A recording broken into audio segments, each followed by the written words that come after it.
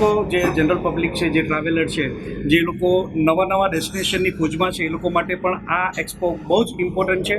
અને જે લોકો ટ્રાવેલ કરે છે અને દિવાળીના વેકેશનમાં ટ્રાવેલ કરવા માંગે છે, એ લોકો માટે સ્પેશિયલ બમ્પર ઓફર લઈને અમારા બધા જ એક્ઝિબિટર્સ આવી રહ્યા છે.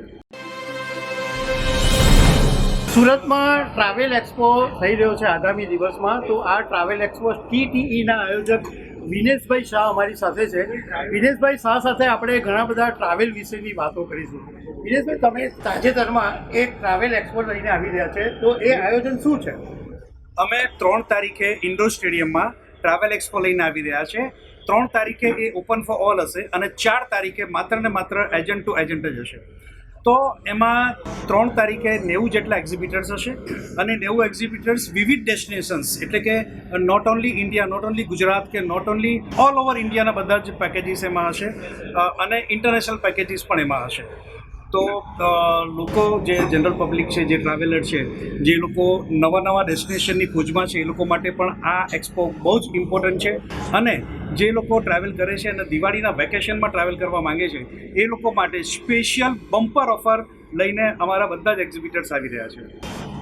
વિનેશભાઈ, એક તો પહેલગામની ઘટના અને એ પછી ઓપરેશન સિંદૂર, તો કાશ્મીર માટે લોકો નહોતા જવા માંગતા અને તુર્કી પર તો લોકોએ રીતસરનો બેન મૂકી દીધેલો.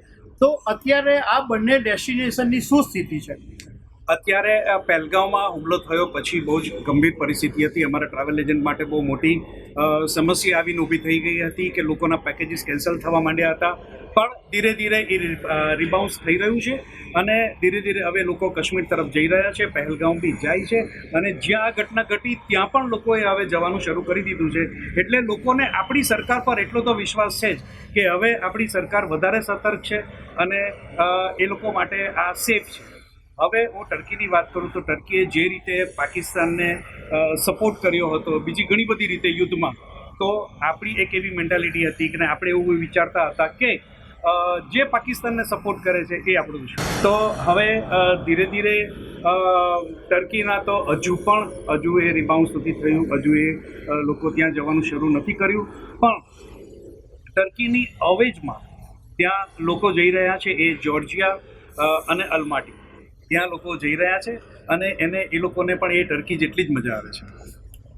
વિનેશભાઈ, આપણે ઇન્ડિયાની અંદર કોઈ નવા એવા ડેસ્ટિનેશન છે કે જે લોકો હવે દિવાળી અથવા વેકેશનમાં જવા માંગતા હોય, અથવા ઇન્ટરનેશનલ લેવલે પણ તમે જે જોર્જિયાનું કીધું એ સિવાય બીજા કોઈ એવા ડેસ્ટિનેશન છે, સપોઝ દુબઈ છે, UAE છે, તો એ તરફ પણ લોકોનો જોગ છે ખરો?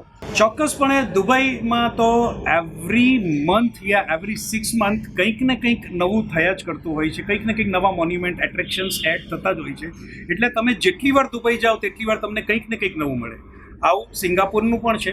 અને આ બધી જે કન્ટ્રીઓ ટુરિઝમ પર નભે છે એ ટાઈમ ટુ ટાઈમ નવા એટ્રેક્શન્સ એડ કરતી જ જાય છે. એટલે એકવાર તમે ગયા તો બીજી વાર બી તમે જાઓ તો તમને એ જૂનું ન લાગે, કંઈક ને કંઈક નવું લાગે. અને ઇન્ડિયાના ડેસ્ટિનેશન્સની વાત કરું તો હિમાચલ છે, ઉત્તરાખંડ છે, એમાં ઘણા બધા ડેસ્ટિનેશન્સ એવા છે કે જે આપણે એક્સપ્લોર નથી કર્યા. ઉત્તરાખંડ એટલે આપણે માનીએ છીએ કે માત્ર 4 ધામ, તો 4 ધામ નહીં, ત્યાં નૈનીતાલ છે અને ત્યાં મસૂરી છે અને એટલું બધા સરસ બીજા અલગ ડેસ્ટિનેશન્સ છે કે જે બધા એક્સપ્લોર કરી શકે.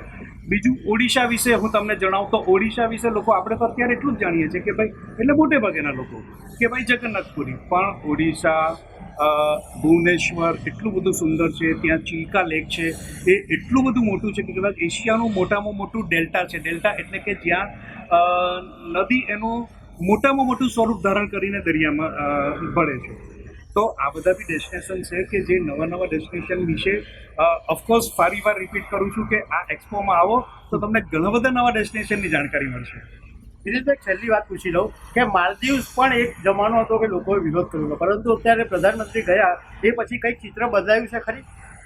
ખૂબ જ બદલાયું છે. અને આમ પણ જ્યારે વિરોધ થયો હતો તે પછી પણ ધીરે ધીરે એ સેટલ થવા માંડ્યું હતું માલદીવ્સ.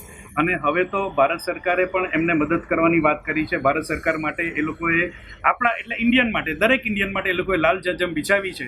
તો દરેક ઇન્ડિયન એનો ખુશી સહર્ષ સ્વીકાર કરે છે અને એ ત્યાં જવાનું પસંદ કરે છે. દર્શક મિત્રો, 3 ઓગસ્ટથી ઇન્ડોર સ્ટેડિયમમાં આ જે TTEનું જે એક્ઝિબિશન થઈ રહ્યું છે એમાં તમારે જો તમને ઇન્ટરેસ્ટ હોય ફરવા જવામાં, તો તમારા ઘણા બધા પ્રોબ્લેમો ત્યાં આગળ સોલ્વ થઈ જશે. વિનેશભાઈ, થેન્ક યુ વેરી મચ. ખબર છે .com બનાવો. Thank you so much.